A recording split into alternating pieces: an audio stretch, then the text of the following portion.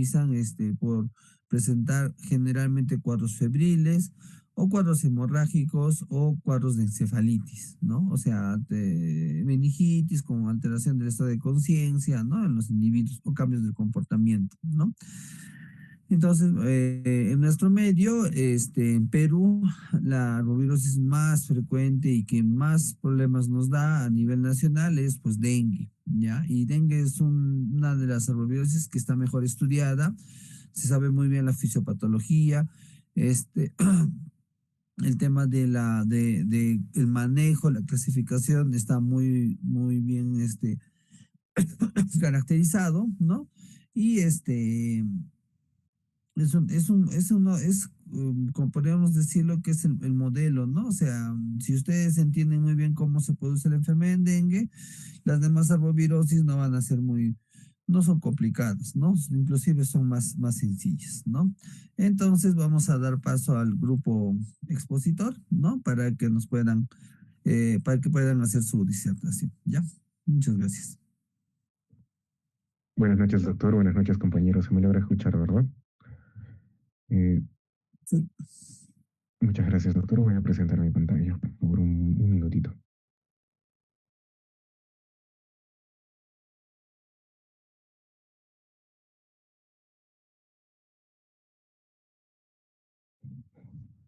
Se puede visualizar, ¿verdad? Sí se ve la presentación. Muchas gracias, doctor. Buenas noches, doctor. Buenas noches, compañeros. Mi nombre es Diego Leopoldo Veraluza. En este caso, estoy a cargo de la primera parte introductoria de lo que vienen a ser los arbovirus, en este caso el dengue. Para empezar, tenemos que saber lo que son los arbovirus. En este caso, el doctor nos ha aclarado ya lo que es. Arbovirus, en inglés, arthropod viruses, son virus de cadena ARN que se van a replicar en artrópodos hematófagos. Y estos, por picaduras, se van a transmitir a vertebrados susceptibles. Tenemos vectores principales, que van a ser los mosquitos de la especie Aedes, en el caso de, podría ser dengue, por ejemplo, Aegypti, y Albopictus como especie secundaria. Tenemos a Haemogus spp, que es un ciclo selvático para la fiebre amarilla, y las garrapatas y flebotomos para otro tipo de arbovirus. ¿Cuál es la importancia epidemiológica de estos virus? Porque es necesario saberlos, ¿no? Nuestra distribución geográfica en el país nos hace valerosos poseedores de una zona selva, ¿no? Entonces, esa enfermedad se va a distribuir en esas zonas por el, por el desarrollo de estas mismas, ¿no? Tenemos que recordar que no tienen antivirales específicos y van a ver una co-circulación en las mismas regiones geográficas. Más adelante vamos a ver un gráfico de ello. Dos familias importantes de los arbovirus, la Flaviridae, que va a tener 4 serotipos, si mal no recuerdo, y la Todaviridae, que va a tener la misma forma. En este caso, en la familia Paviridae va a estar el género Flavivirus, el dengue, la fiebre amarilla y el Zika, ¿no? Estamos viendo que es una cadena de RNFS positiva de 40 a 60 nanómetros envueltos. En este caso estamos viendo una imagen microscópica del flavivirus, del latín flavivirus amarillo, en el cual el vector principal va a ser el Aedes aegypti. En familia Togaviridae tenemos el género alfa virus, en donde vamos a encontrar el chikungunya, de la misma forma cadena RNSS positiva, de 60 a 70 nanómetros envueltos en una cápside icosaedra. Tenemos la imagen microscópica de Togaviridae, del latín toga, manto, teniendo a Aedes albopictus como el vector del contagio. Antes de entrar a cada una de estas enfermedades generadas por estos virus, tenemos que tenerlas de manera general, cuáles son sus diferencias, para poder nosotros en un futuro poder diagnosticarlas, ¿no? Aunque dengue, fiebre amarilla, chikungunya y zika comparten el mismo vector principal, mosquitos del género Aedes, y una región de densidad similar, presentan diferencias clave en la clasificación viral, reservorios y manifestaciones clínicas. Esta tabla va a resumir de manera breve todas las diferencias que se tienen, ¿no? Para que posteriormente la revise. Entonces empecemos a hablar de dengue. Dengue. El agente principal causal es el virus del dengue, de la familia Babesioideae, de género Flavivirus. Van a existir 4 serotipos antigénicamente distintos, muy importante saberlos, por en cuanto al desarrollo de las vacunas a posteriori, que va a ser el DEN V1, DEN V2, DEN V3 y DEN V4. ¿Cuál es la característica de esto? Va a ser una partícula esférica envuelta de 40 a 60 nanómetros con glucoproteínas de envoltura E y hiperred. La infección por un serotipo genera inmunidad homóloga permanente, pero no protección cruzada duradera frente a los otros tres. En esta imagen vamos a ver una distribución de los serotipos de 1990 a 2014 en toda la región América. Si bien podemos ver, en Perú está presente dos serotipos, en otras regiones como Brasil y otras zonas tropicales como podría ser Ecuador, etcétera, vemos más de 3 a 4 serotipos, ¿no? Por ello, a posteriori, tenemos que ver también la epidemiología. Hemos visto que va a haber un vector principal, también como también un vector secundario, en este caso el Aedes aegypti a Aedes albopictus. En este gráfico podemos ver que la distribución es más de 100 países en todos los continentes. Aproximadamente 400 millones de infecciones anuales, quiere decir que es una enfermedad importante a estudiar y a erradicar, si es que se pudiese en los focos que próximamente se van a ver en las siguientes diapositivas. El cambio climático y la urbanización no planificada amplían progresivamente el área de distribución del vector. Por lo menos en nuestro país y en América Latina es endémico con brotes cíclicos. Todos los serotipos circulantes, los cuatro ya hablados. En el gráfico podemos ver que América Latina presenta algunas de las tasas más altas. Brasil va a destacar como uno de los países con mayor carga de enfermedad. El sudeste asiático va a constituir otro importante foco de transmisión. Y la distribución del dengue está estrechamente relacionada con la presencia de Aedes aegypti. Recalcando, el clima tropical y húmedo va a favorecer la propagación del virus, tanto como el vector, además de que Europa y otras regiones templadas van a presentar una menor incidencia. ¿Cuál es la patogenia de lo que vendría a ser el dengue? En principio, esto va a iniciar con una picadura que va a inocular el virus en la piel, generando una replicación inicial en células dendríticas y macrófagos locales. Esto va a generar una diseminación linfática y hematógena. Da una mirada.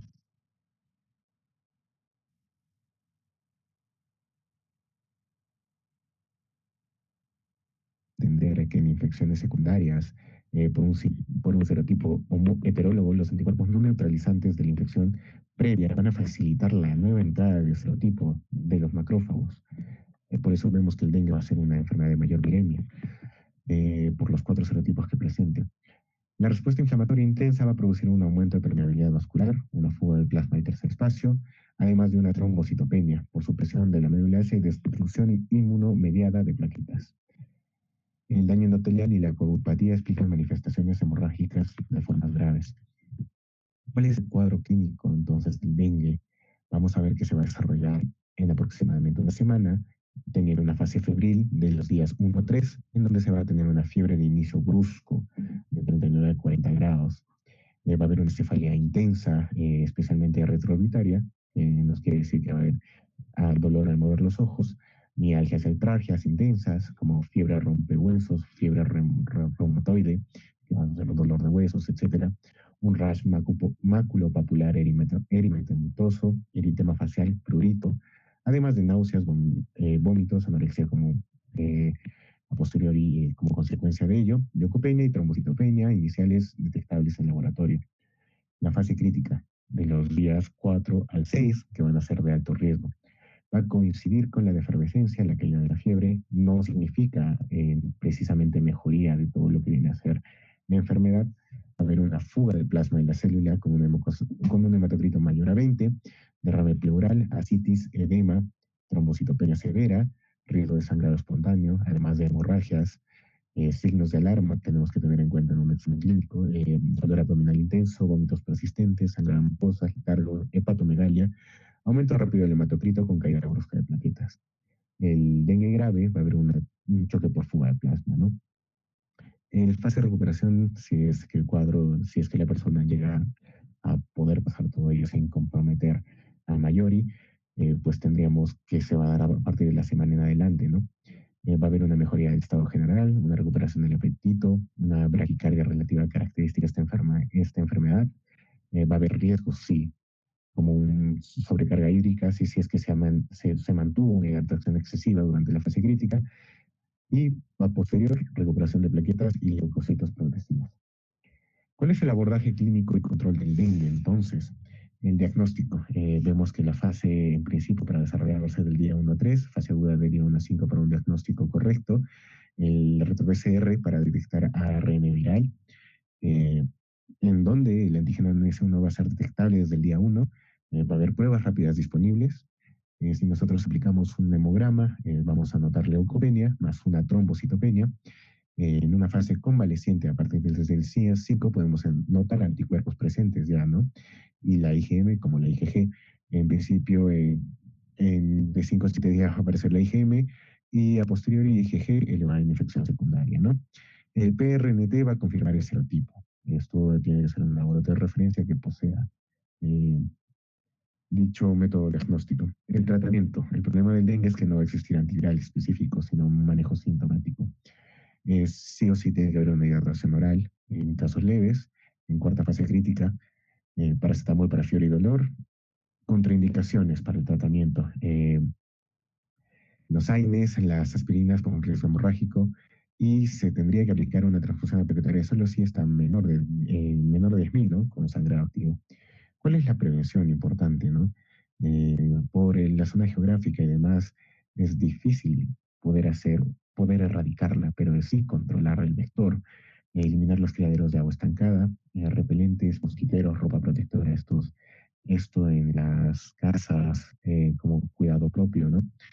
Dexvaxia, que va a ser un producto aprobado solo en personas seropositivas mayores de 9 años, un control biológico y una vigilancia epidemiológica como una notificación obligatoria. Bueno, continuando con la exposición, tenemos al chikungunya, ¿no? Siguiente diapositiva.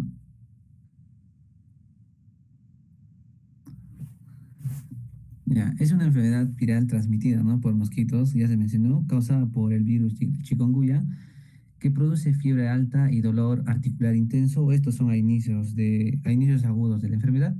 Es un virus emergente de importancia mundial.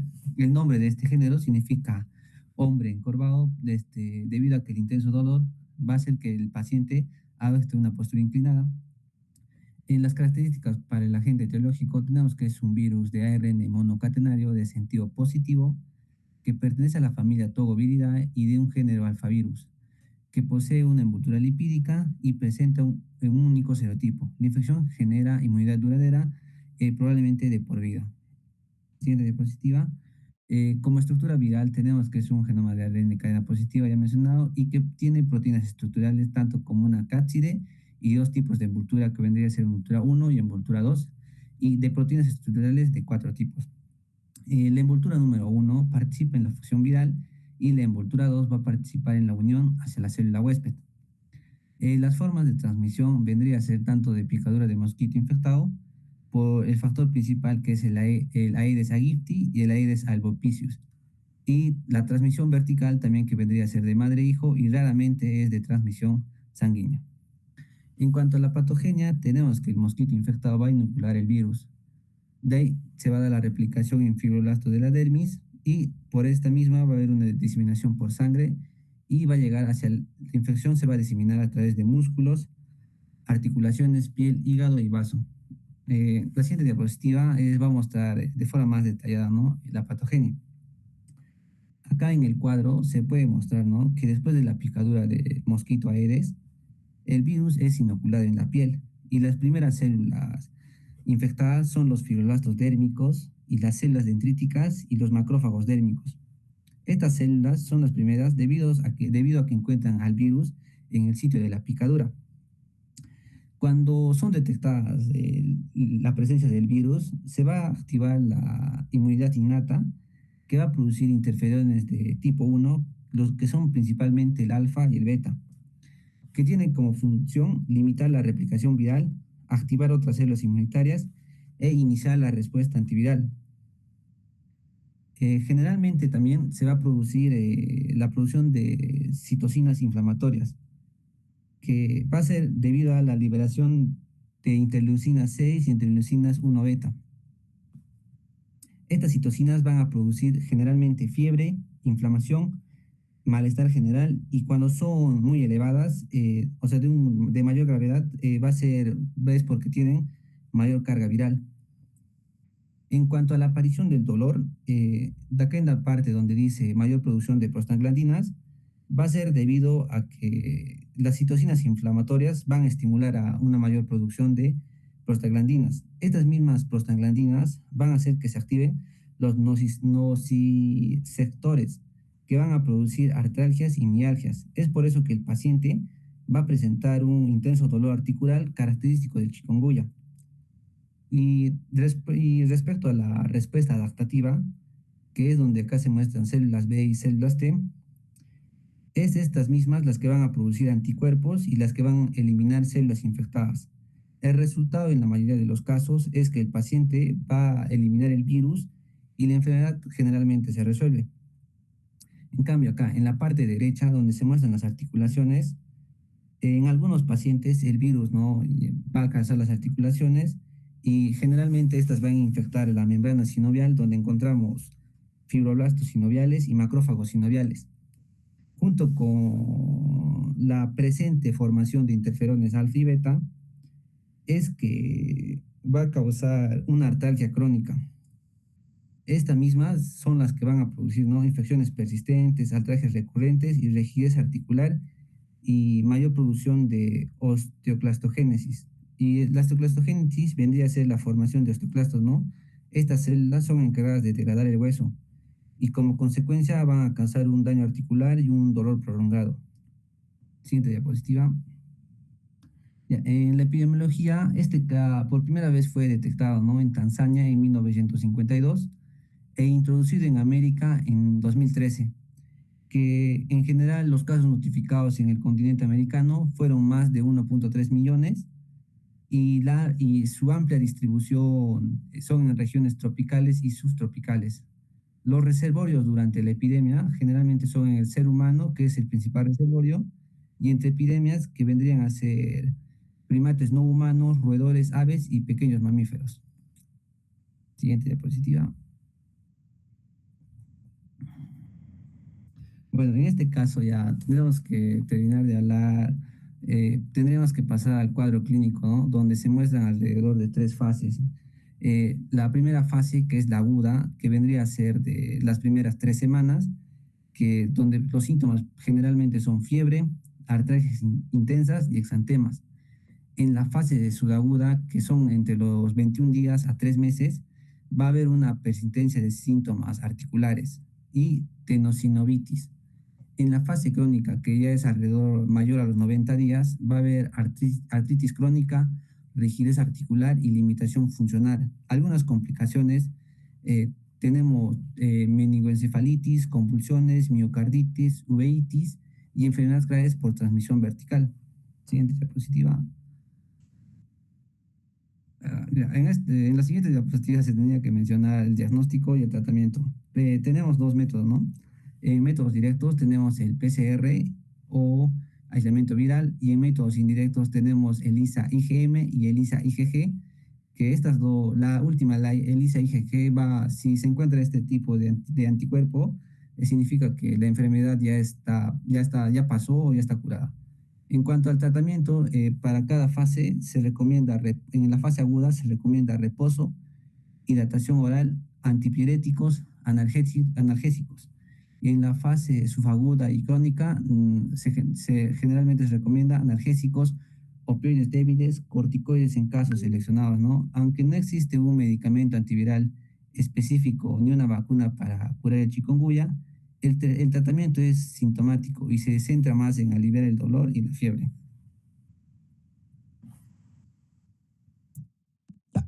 Primero me presento, mi nombre es Paolo. Ante todo, buenas noches compañeros, buenas noches doctor. No, yo les voy a hablar acerca de lo que es la fiebre amarilla. Siguiente diapositiva, por favor. Ya, Para continuar con la exposición, nosotros ya tenemos presente que esta es una infección causada por la arbovirosis o la enfermedad de lo que es el virus de la fiebre amarilla. Esta fiebre amarilla también se conocía antes como el vómito negro o la plaga americana. Como ya hemos visto, pertenece a la familia Flaviviridae y al género Flavivirus. Es un virus de ARN monocatenario y de polaridad positiva, a lo cual sabemos que es un virus que está actuando como un ARN mensajero que está utilizando la maquinaria de la célula para producir estas proteínas víricas.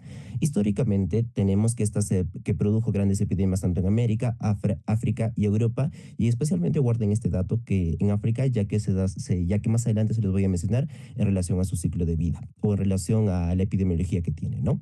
Actualmente va a seguir siendo un problema en la salud pública, en lo que tenemos las zonas tropicales, especialmente lo que es en el Perú, ¿no? En lo que corresponde a la zona selvática. Siguiente diapositiva, por favor. Ya, ahora hablando acerca de lo que es la epidemiología y lo que es la transmisión, vamos a tener dos tipos de ciclos, el ciclo urbano y el ciclo selvático. Como se puede ver en la imagen, el ciclo selvático se va a transmitir a través de los mosquitos y va a actuar como el principal reservorio, lo que son los monos. Muchas veces el hombre va a llegar a contagiarse cuando empieza a actuar dentro de lo que son estos propios ambientes, ¿no? Vamos a tener que se va a mantener mediante lo que es el mosquito del género Aedes. En América va a predominar lo que es este ciclo selvático, de modo que los monos que yacen en África, muchas veces estos aprendieron a coexistir, a convivir con lo que es el virus, desarrollando un tipo de resistencia, lo cual no es en lo mismo de este lado de América. En el ciclo urbano nosotros vamos a tener que igual se va a mantener mediante lo que es el mosquito Aedes y se va a transmitir la enfermedad entre lo que son los humanos. Siguiente diapositiva, por favor. Ya. Ahora vamos a hablar acerca de lo que es la patogenia o cómo está desarrollando la enfermedad del propio virus. Primero vamos a tener el ingreso del virus que se va a dar por la picadura del mosquito infectado. Esta va a producir una replicación viral en las células dendríticas y principalmente va a causar una diseminación hacia los vasos linfáticos, va a llegar principalmente a los ganglios linfáticos y esto va a pasar a la sangre, a lo cual llamamos la viremia.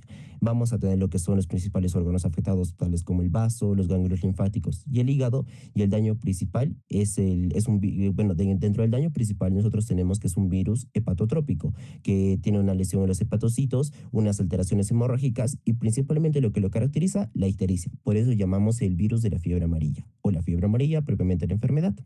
Siguiente diapositiva. Ya. Lo mismo, para recalcar la patogenia, les presento este cuadro que nos habla cómo el Aedes hembra va a inocular más o menos a 1000 a 100.000 partículas virales. Esto va a producir una replicación viral y en el sitio de la vacunación, o en el sitio de la inoculación se va a diseminar, va a afectar los órganos, tales como el hígado, el vaso, etcétera, etcétera, y vamos a tener la fiebre amarilla grave, el cual va a estar caracterizado como insuficiencia hepática, falla renal, coagulopatía y shock. Siguiente diapositiva, por favor. Ya. Ahora hablamos principalmente de tres cosas: la respuesta inmune, las manifestaciones clínicas que tenemos, las fases de la enfermedad. Dentro de la respuesta inmune que nosotros vamos a encontrar es que primero se van a generar anticuerpos IgM y posteriormente IgG. Estos últimos son protectores y los cuales nos van a hablar, se explican por qué la vacunación proporciona una inmunidad prolongada. También tenemos que recalcar que la proteína E va a inducir la producción de anticuerpos neutralizantes y como ya explicó mi compañero, la presencia de anticuerpos IgG, esto nos va a hablar acerca de que ya fue una enfermedad o una infección pues pasada, ¿no? Dentro de las manifestaciones clínicas, nosotros vamos a hablar principalmente de dos cosas. La fiebre alta, en lo que es la fase de la infección, hablamos de fiebre alta, escalofríos, cefalea, lumbalgia, mialgias y náuseas. Dentro de los hallazgos, principalmente hablamos lo que es el signo de Faguet. El signo de Faguet es una disociación esfigmotérmica que sirve como un hallazgo médico en el cual se presenta una fiebre combinada con bradicardia. Tenemos lo que es el eritema de conjuntivas de la lengua y la cara. Y dentro de las fases de enfermedad vamos a hablar principalmente de dos fases: la fase de remisión y la fase de intoxicación. Dentro de la fase de remisión hablamos de la disminución de la fiebre, mejoría temporal y una menor viremia. Durante la fase de la intoxicación es cuando regresa la enfermedad. Vamos a hablar un retorno de la fiebre, ictericia, dolor epigástrico, náuseas y vómitos, hemorragias, oliguria, falla renal y falla multiorgánica principalmente. Siguiente diapositiva, por favor. Correcto. Ahora dentro de esto vamos a hablar acerca de diagnóstico, prevención y diagnóstico diferencial. Dentro del diagnóstico vamos a tener principalmente serológico, ELISA, IgM después de 7 días y elevación de títulos mayor a 4 confirma lo que es la infección. Dentro del PCR podemos recalcar que este es útil en los primeros días de la enfermedad y tenemos una biopsia que principalmente es postmortem para saber identificarlo, ¿no? Vamos a tener lo que es la prevención, que va a ser la vacuna 17D de virus, que es del virus vivo atenuado, que es principalmente solo una dosis, eficacia cercana al 95% y una aplicación a los 10 a 14 días antes de viajar a zonas endémicas. Esto es muy importante que se tenga en cuenta en lo que es en el diagnóstico diferencial y él nos va a ayudar a hacer lo que es el control del mosquito, que es principalmente vector. Dentro del diagnóstico diferencial es como nosotros propiamente la fiebre amarilla la vamos seleccionando o vamos descartando entre otras enfermedades, ya que el dengue principalmente dentro de lo que es las manifestaciones que nosotros encontramos van a ser la fiebre, las mialgias similares y es menor daño hepático. Y se puede confundir también con lo que es la leptospirosis, porque puede presentar ictericia y daño renal, pero este se transmite por agua contaminada. La hepatitis viral, esta produce ictericia y no suele presentar hemorragias importantes. La malaria, fiebre y escalofríos y presencia de parásitos en sangre. ¿Cómo se reconoce la fiebre amarilla? Como hemos ido viendo. Se llama fiebre amarilla principalmente porque tiene una ictericia muy marcada. El signo de Faguet, como ya les comenté, que habla de una fiebre una fiebre combinada con una bradicardia. Hablamos de hemorragias y principalmente, como les comenté en la prevención, antecedente epidemiológico compatible. ¿Qué es lo que nos quiere decir? Una persona a la cual no esté vacunada contra el virus de la fiebre amarilla, en la cual haya viajado a zonas endémicas, es de donde se debe sospechar. Siguiente diapositiva, por favor. Ya. Ahora le voy a dar paso a mi compañero, que les va a hablar acerca del virus del Zika, el virus del Zika. Ok, profesor, buenos días, compañeros. El día de hoy voy a hablar del Zika. Como vimos, este también va a pertenecer a la familia de los arbovirus, de la familia Flaviviridae, género Flavivirus. Este es un virus envuelto con nucleocápside icosaédrica. Su genoma es de ARN monocatenario de sentido positivo. También va a codificar 3 proteínas, una cápside, una membrana y una envoltura, que es la diana principal de los anticuerpos neutralizantes, y 7 proteínas no estructurales, de la NC1 a la NC5, encargadas de la replicación del genoma de este y de evadir la respuesta inmune al hospedador. Este también va a ser conocido por su transmisión selvática y urbana. Fue identificada en 1947 y en 2016 fue el primer caso en Perú, hasta donde mal no estoy. Siguiente, por favor. Ok. Algo interesante de este virus es que va a tener varios vectores, no solo el Aedes aegypti, sino también el Albopictus, el Polienisis y el Eschinli. Este virus, su principal vector, como dije, van a ser todos estos, en especial el Aegypti. Sus vías de transmisión no vectoriales va a también tener 3. Una va a ser vertical, congénita, que es la más importante de todas, que va a ser de la madre al feto a través de la placenta. Una sexual, ya que el virus persiste de forma prolongada en el semen y en fluidos vaginales hasta por 3 meses. Y una sanguínea, mediante transfusiones de sangre o accidentes con materiales punzocortantes. Siguiente, por favor. En su fisiopatogenia, el virus primero se va a inocular. El mosquito va a inyectar el virus en la dermis durante la picadura. Este virus va a infectar las células dendríticas de la piel, como las células de Langerhans y los fibroblastos dérmicos. Los receptores de adhesión celular como AXL y TIM1 también van a facilitar la endocitosis del virus. Y 3. Diseminación linfática y viremia. Las células infectadas van a migrar a los ganglios linfáticos regionales, desde donde el virus ingresa al torrente sanguíneo. Pero también en niños, en un grupo de alto riesgo de este virus va a ser también las mujeres embarazadas. Este virus va a tener un tropismo especial por el tejido nervioso en desarrollo. ¿Qué quiere decir esto? Que va a causar el síndrome congénito por el virus del Zika, que incluye microcefalia y otras malformaciones del sistema nervioso central. Este virus, primero, el virus Zika va a cruzar la barrera placentaria, va a infectar células de Hofbauer y sincitiotropoblasto. Luego, este va a infectar directamente células progenitoras neurales. Después de esto va a provocar dos cosas. Uno, detención del ciclo celular y dos, apoptosis de neuroblastos. Esto por consiguiente va a conseguir la disrupción de la neurogénesis y adelgazamiento de la corteza, que viene a ser lo que ya les dije, síndrome congénito por virus de Zika. Además, el virus va a inducir una intensa respuesta inflamatoria local mediada por toxinas, provocando calcificaciones intracraneales macroscópicas y destrucción del tejido cerebral.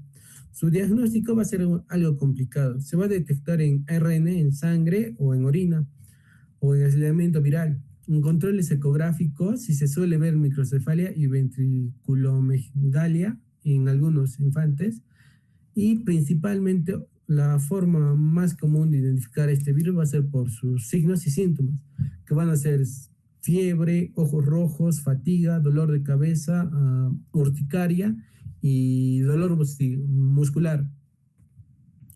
Siguiente, por favor. Otra cosa bastante importante e interesante de este virus va a ser el fenómeno ADE, la amplificación dependiente de anticuerpos. ¿Qué significa esto? Que este virus, ¿cómo decirlo? Va a utilizar los anticuerpos generados hacia el dengue. Se va a unir estos anticuerpos al virus del Zika. Pero en lugar de neutralizar al Zika de forma efectiva, este va a formar un complejo inmune. ¿Qué quiere decir esto? Los macrófagos y monocitos van a expresar receptores para la fracción constante de los anticuerpos. Al reconocer el complejo de Zika, van a fagocitar al virus. Sin embargo, el virus utiliza esto para infectar las células más fácilmente, porque como dije, este va a infectar células dendríficas, aumentando la replicación viral en lugar de detenerla. Siguiente, por favor. Sus manifestaciones clínicas. Por lo general también va a ser también a veces asintomático, pero las más importantes van a ser la infección aguda, fiebre por Zika, la cual va a estar caracterizada por un exantema maculopapular.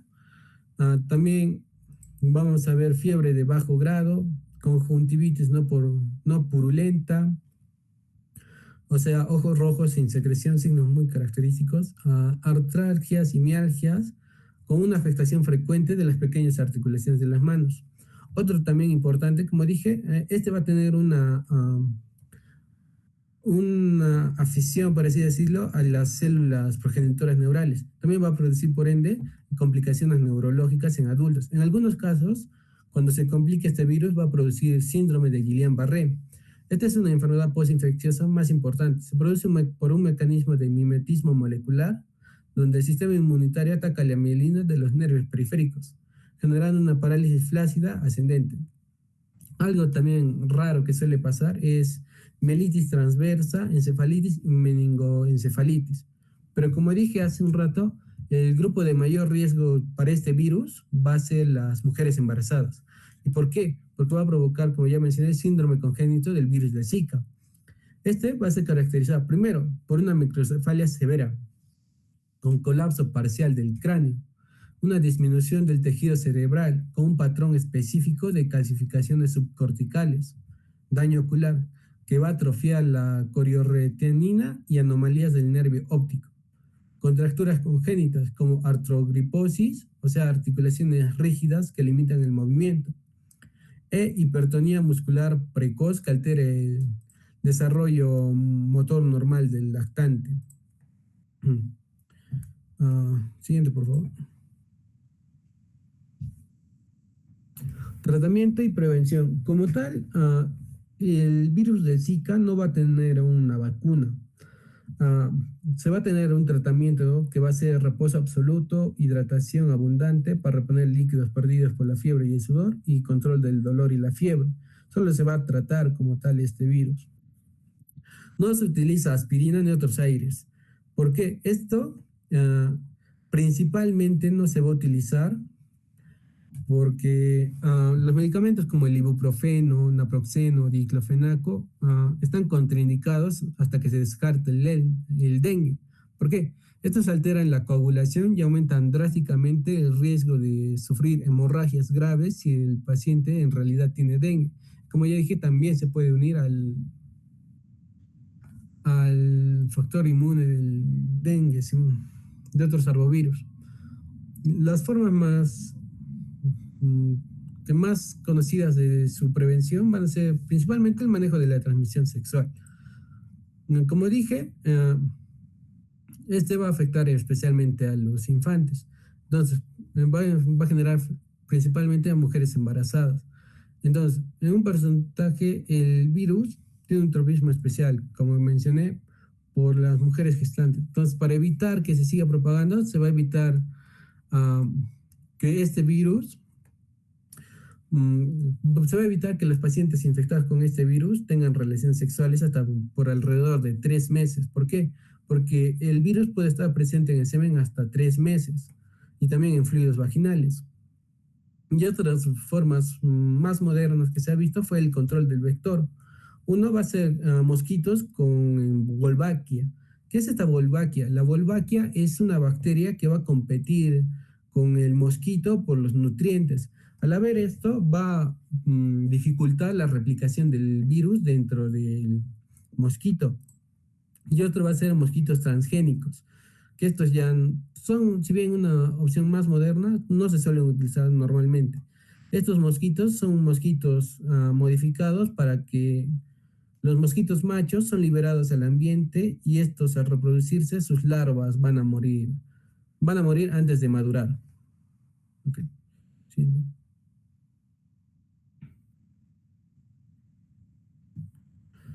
Bueno, en este caso tenemos las fuentes consultadas de cada uno de los tipos tocados en este tema.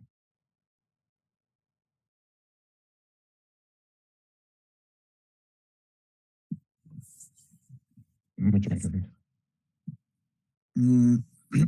Ya, ok, muchas gracias.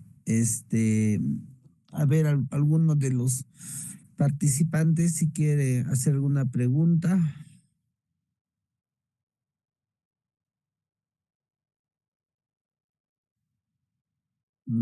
Parece que no. Ya, a ver, vamos a hablar algunos puntos importantes acerca de estos arbovirosis, ya, que debemos de recordar siempre. El diagnóstico es fácil, ya, ¿por qué? Porque casi, como si se han dado cuenta, todas estas arbovirosis tienen pues un ciclo de vida, un ciclo dentro del individuo en el cual se caracteriza los primeros días por fiebre, y la viremia, y posteriormente ya cesa la viremia y lo que quedan son las manifestaciones clínicas. Entonces, tengan en cuenta que en los primeros días, en los primeros 5, 6, 7 días de enfermedad, lo que predomina es la replicación del virus en los tejidos, ¿no? Como mencioné en la patogenia, la multiplicación de virus en los tejidos, eso hace que haya grandes cantidades de virus en el torrente sanguíneo. Entonces, si tú quieres hacer el diagnóstico de estas enfermedades, tienes que tener en cuenta cuántos días de enfermedad tienes, si ha pasado no los 5 o 7 días. Si ha pasado si primero está dentro de los primeros 5 días de enfermedad, entonces la prueba que se tiene que usar es una prueba que detecte el virus, ¿no? Una prueba que detecte el virus puede ser una prueba de PCR o una prueba de antígenos, ¿ya? No se olviden eso, prueba de PCR en prueba de antígenos. Si tomamos como ejemplo el dengue, hablamos de un IgM para dengue y hablamos, ¿no? Eso es lo que pasa, ¿no? Ojo, a ver, para no confundir de nuevo, si es en los primeros 5 días, utilizamos PCR, reacción en cadena polimerasa, ¿ya? O si no, prueba de detección de antígenos, ¿ya? En la segunda etapa de la enfermedad, cuando ya pasan los 5 días, se recomienda el uso de anticuerpos, ¿ya? Sobre todo los anticuerpos de tipo IgM. Como bien menciona su compañero, en el tema de Zika no son muy específicos, ¿no? Porque hay relaciones cruzadas con otros arbovirus, pero en el tema de dengue, fiebre amarilla y chikungunya se adquiere valor como diagnóstico, ¿ya? Entonces no olvidemos eso, ¿ya? Después de los 5 días son anticuerpos lo que se tiene que solicitar para encontrar la enfermedad. Pues se puede hacer un cultivo viral de casi todos, pero es muy trabajoso y demora muchos días, por lo tanto no te ayuda mucho para poder para poder hacer el diagnóstico y el manejo de un paciente, ¿no? Entonces, eso es Eso no se olviden, por favor. Ahora, otra cosa que no se deben de olvidar es los periodos de incubación, ¿no? ¿Cuánto es el periodo de incubación del dengue y de la fiebre amarilla, que son los dos más importantes, ¿ya? A ver, los expositores, ¿cuál es el periodo de incubación del dengue? Doctor, ¿se me escucha? Sí. ¿Cuál es el periodo de incubación del dengue? Eh, de 3 a 7 días. 3 a 7 días, ¿no? Y de fiebre amarilla también es parecido, ¿ya? ¿Y por qué es importante saber esto? Porque cuando tú veas o atiendas pacientes que vengan de zonas tropicales o que han estado de viaje, de paseo o que viven por ahí, siempre saber el tiempo porque te permite investigar o tener la certeza de que puedas ser un probable dengue o no. Por ejemplo, si tú tienes un paciente que estuvo en zona tropical, digamos, en Tarapoto, hace el día 1 de junio, ¿no? Y desarrolla la fiebre hoy que estamos 9 de junio, este sería hay que tener en cuenta que hay un periodo de incubación, ¿no? Entonces, tendrías que ver eso para poder determinar.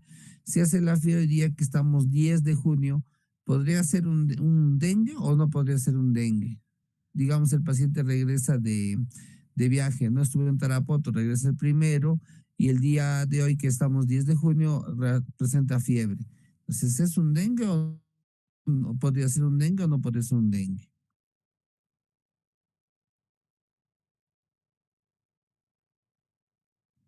Podría ser. ¿Mm? Podría ser, claro, si es que tú consideras que el periodo de incubación es hasta 10 días, ¿no? Ahora van a encontrar en algunos libros que es cierto, el periodo de incubación en promedio es 3 a 7 días y en algunos casos se puede extender hasta 10 días, ¿no? Entonces, para fines prácticos, claro, bueno, no les voy a hacer esa pregunta específica, ¿no? Pero para fines prácticos traten de recordar un número que sea fácil de recordar, 10, ¿ya? Entonces, si tú tienes un paciente que ha estado que viene de viaje y hace 10 días ha estado como máximo en una zona endémica, pues podría ser un dengue, ¿no? En cambio, si presenta la fiebre, digamos, un 15 de junio, ¿no? Bien, regresa de viaje y el 15 de junio hace fiebre, ya no sería un dengue, ¿no? Muy difícil porque ya son 2 semanas, ¿no? Entonces, por eso es importante saber el periodo de incubación de la enfermedad, ¿ya? En el tema del dengue también algo que es bastante interesante es la fisiopatogenia, ¿no? No le han dado mucha hincapié a esa parte de la fisiopatogenia, pero la fisiopatogenia del dengue es bien interesante. ¿Por qué? Porque eso explica las manifestaciones clínicas de la enfermedad y aparte que es bastante interesante el tema por qué en el dengue el daño, a ver, ya dijimos que en el dengue existe, ¿no? Un periodo de fase, que es el periodo febril, que es en el cual hay viremia, que dura los primeros 5 días, o no, hasta 6 días puede durar, ¿no? Ese periodo de replicación viral. Pero pasado estos 6 días, el individuo ya no hace fiebre, y la viremia en sangre, o sea, el virus en sangre prácticamente desaparece, ¿no? Estamos entrando a la segunda etapa, que es la fase crítica, y es la fase de las complicaciones, ya no se olviden, la fase crítica es la fase de las complicaciones. Si bien es cierto, en la primera fase el paciente tiene fiebre, dolor articular, hace ras, le duele el abdomen, náuseas, vómitos, puede haber diarrea, dolor retrocular, cefalea de moderada a gran intensidad, pero esas no son complicaciones del dengue grave, ya no fallecen los pacientes en la primera etapa. Los pacientes fallecen en la segunda etapa, ¿ya? ¿Y por qué? Por dos motivos principales. Uno es el sangrado y el otro es la hipotensión, ¿ya? Entonces, en los pacientes con dengue se produce una reacción inflamatoria, ¿no? En respuesta al virus, casi similar a una tormenta de citoquinas. Estas citoquinas que se liberan en el dengue, afectan al endotelio, ¿ya? Afectan al tejido endotelial. Y como ustedes saben, el endotelio es una célula que posee mucha actividad inflamatoria, libera muchas citoquinas. Entonces, Uno de los fenómenos que ocurre en el dengue que está bien estudiado es que por las citoquinas que se liberan se activan las células endoteliales y se produce una disfunción endotelial. ¿Y en qué consiste la disfunción endotelial? En que las células del endotelio se empiezan a separar entre sí y permiten que pase el líquido del intravascular al intersticial o extracelular, como quieran decirlo. ¿No? Entonces, en el dengue se caracteriza por eso, porque hay una extravasación de líquido, de manera que disminuye la cantidad de líquido que circula a nivel de los vasos sanguíneos, porque estos pasan, ¿no? Pasan al extracelular o intersticial, lo que también en fisiología se llama tercer espacio, ¿no? Entonces, los pacientes con dengue desarrollan shock o hipovolemia por ese motivo. ¿Por qué? Porque disminuye la presión arterial. ¿Y por qué disminuye la presión arterial? Por la extravasación de líquido, ¿ya? No se olviden eso, ¿no? Pierde volumen sanguíneo circulante, ¿no? O disminuye el líquido intravascular.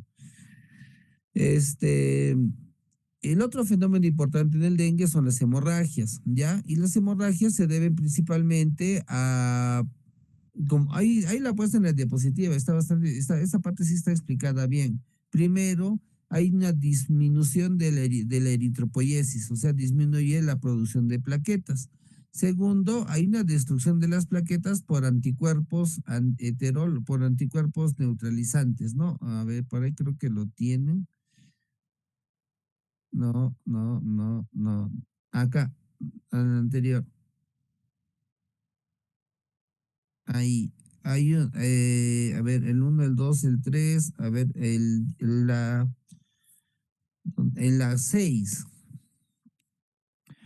en la 6, ¿no? Entonces ya dijimos que hay una trombocitopenia por disminución de la eritropoiesis, ¿no? Por la médula ósea. Hay una destrucción por anticuerpos de las plaquetas. Y tercero, hay disfunción plaquetaria, ¿no? Se podría considerar incluso hasta aquí afectación hepática, porque el hígado también se afecta en el dengue y como ustedes saben, el hígado sintetiza factores de coagulación, ¿no? Entonces esa es la responsable del sangrado. Entonces, el dengue es una infección que se caracteriza en la fase crítica por estos dos fenómenos. Entonces, ¿qué es lo que pasa? Cuando tú tienes la extravasación de líquido y el líquido se acumula en el tercer espacio, los pacientes con dengue tienen dolor abdominal. ¿Por qué? Porque se inflaman las serosas del peritoneo, se inflama. Y eso es porque el líquido sale del intravascular y se deposita en el peritoneo. Entonces el peritoneo se engruesa, se dematiza y produce dolor abdominal. Y por eso el dolor abdominal es un síndrome de alarma en dengue. Lo otro que pasa es que puede haber derrame pleural, ¿no? Entonces, hay líquido a nivel pulmonar y el paciente puede tener dificultad respiratoria, ¿no? Segundo, ¿no? Paso, ¿no? Las náuseas y vómitos también son por intolerancia oral, perdón, por irritación gástrica, por ejemplo, ¿no?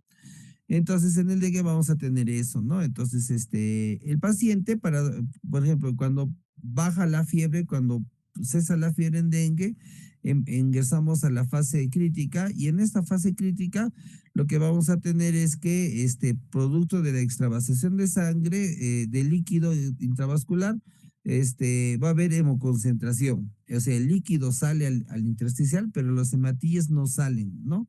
Como son más grandes que el líquido, entonces se quedan atrapados en el intravascular. Y lo que va a pasar es un fenómeno llamado hemoconcentración, entonces aumenta el hematocrito, ¿no? Aumenta el hematocrito y paradójicamente al mismo tiempo bajan las plaquetas. Entonces, esa es una característica del dengue. Si ustedes ven un paciente con dengue, a partir del quinto o sexto día van a notar que el hematocrito aumenta y que es un signo de extravasación y las plaquetas disminuyen, ¿no? Y eso es lo que se ve en dengue, eso es muy característico de dengue, ¿ya? Este, eh, Hay otros fenómenos que aparecen, puede haber disfunción del hígado, ¿no? Por las citoquinas que se liberan y por la reacción inmunitaria que puede afectar a las células hepáticas infectadas, ¿no? Puede haber también manifestaciones cutáneas, hay un sarpullido muy característico, un rash dérmico, ¿no? Que es el mar rojo, isla blanca y mar rojo, ¿no? Que es bastante característico en dengue, ¿no? Y así otras manifestaciones. Pero lo de la plaquetopenia y el aumento del hematocrito, no se olviden que esto te marca el inicio de la fase crítica, ¿no? Felizmente la fase crítica dura 2 a 3 días, no dura mucho tiempo, entonces el manejo es la hidratación nada más y que el paciente atraviese la fase crítica sin complicaciones. Y finalmente viene la fase de convalecencia donde todo regresa a la normalidad. El dengue no da formas crónicas, ya solo es una infección aguda, no olviden eso. ¿Qué más podemos mencionar con respecto a dengue? Algo que me estoy olvidando. Me parece que no. Ah, ya. Cuando el mosquito pica a una persona, o le chupa la sangre a una persona que está enferma de dengue, el virus cumple un ciclo en el mosquito, que más o menos son 7 días también. O sea, ese mosquito inmediatamente no transmite la enfermedad, sino pasa 7 días y después de esos 7 días ya recién desarrolla la enfermedad, ¿no? Entonces es un ciclo, ¿cómo le llaman? Extrínseco, ¿no? Porque es fuera del hombre. Y hay un ciclo intrínseco que es dentro del hombre, ¿no? Que es la multiplicación y la enfermedad, ¿no? Entonces, eso es lo importante con el dengue. Lo otro importante que ha mencionado su compañero es lo de los anticuerpos heterólogos, ¿no? Claro, heterólogos, ¿no? ¿Por qué? Porque si tú te enfermas de dengue uno, el individuo va a desarrollar anticuerpos contra dengue uno que van a ser efectivos para toda la vida, pero si tú te enfermas a los 6 meses, un año de dengue 2, esos anticuerpos no van a ser capaces de neutralizar al dengue 2, entonces más bien van a fomentar lo que es una respuesta inmunitaria exagerada y va a haber una enfermedad mucho más severa. Por eso que en dengue se hablaba mucho de paradójicamente de que la infección, las subsiguientes infecciones son peores que la primera infección, son más graves, ¿no? Que generalmente es al revés en otros tipos de infecciones que hemos visto. ¿Ya? Entonces, eso es también importante. A ver, una pregunta importante para el grupo sería, por ejemplo, ¿cómo se controla el dengue? ¿Qué medidas hay que tomar para controlar el dengue?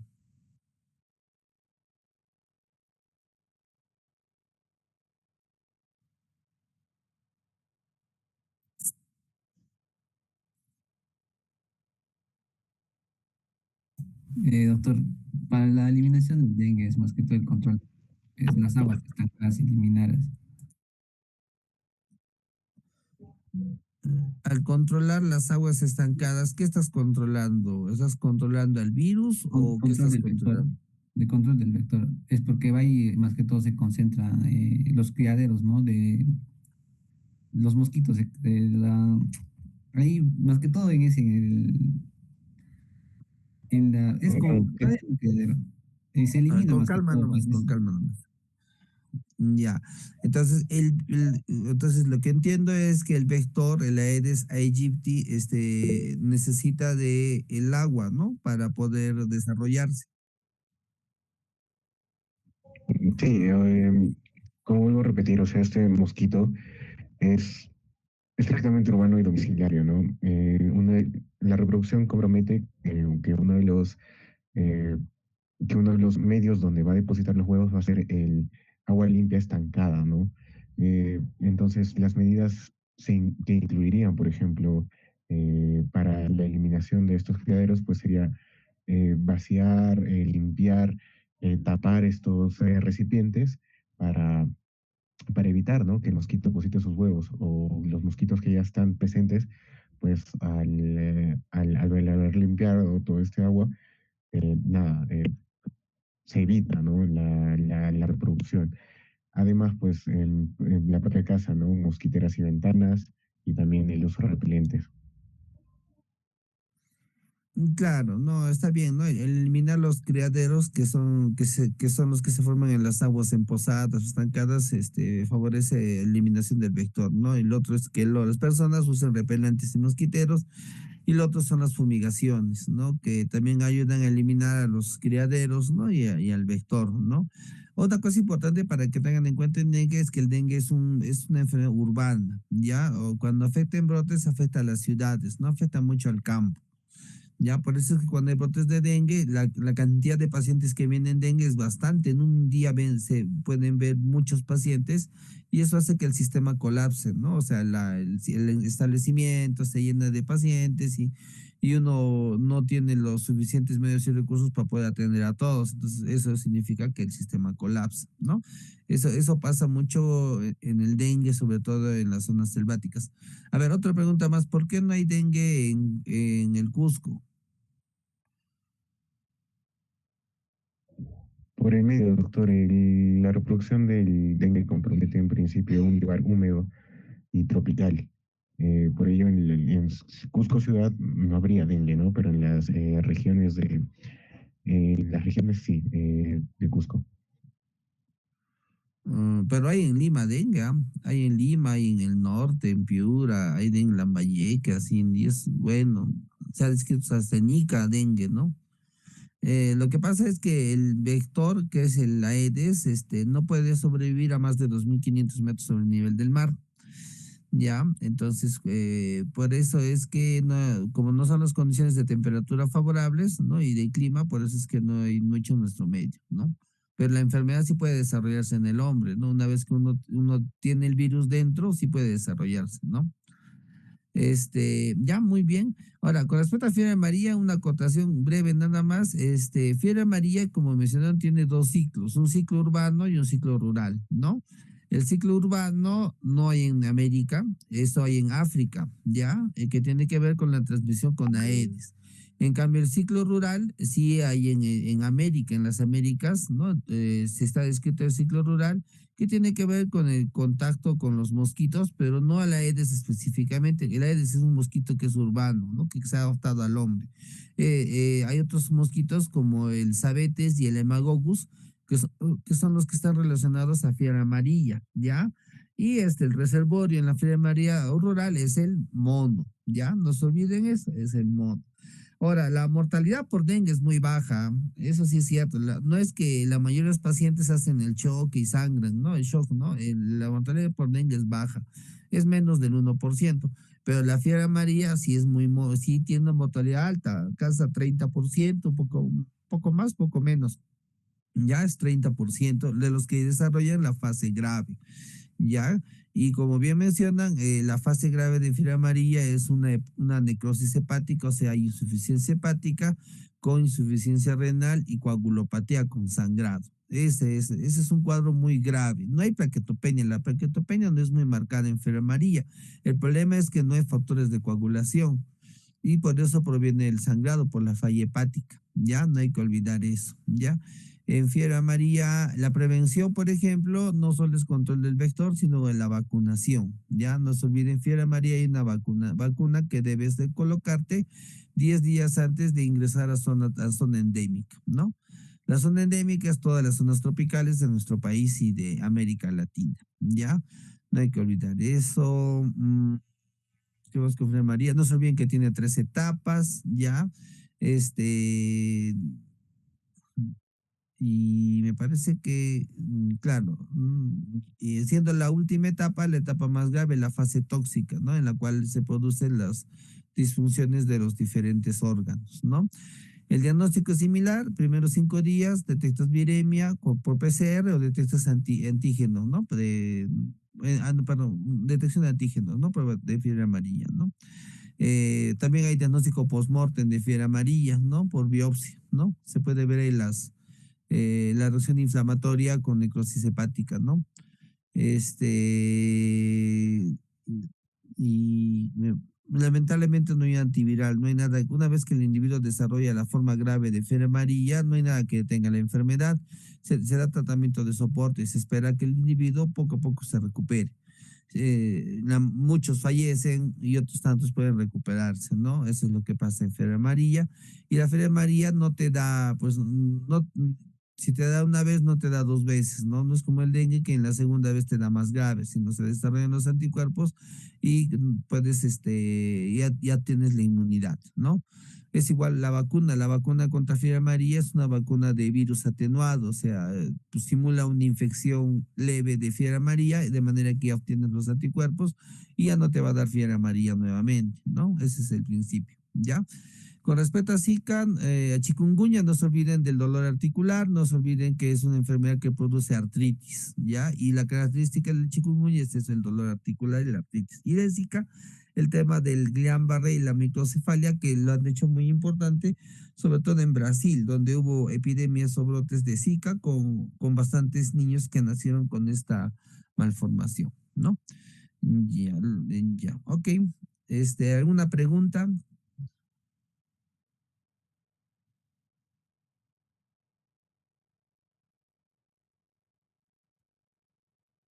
Mm, me parece que no hay preguntas. Ya. Está bien, entonces muchas gracias al grupo. Entonces continuamos el día de mañana. Ya, muy amables, muchas gracias. Buenas noches.